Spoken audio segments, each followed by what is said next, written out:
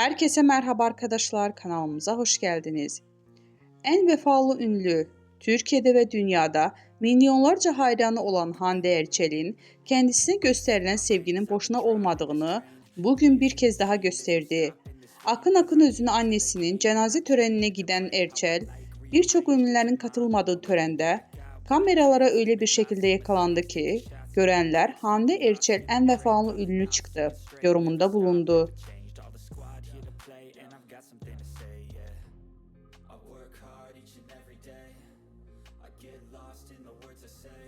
I don't push pause, no I push play. I won't stop till I make a change. I withdraw on the things I make. I turn flaws into flawless traits.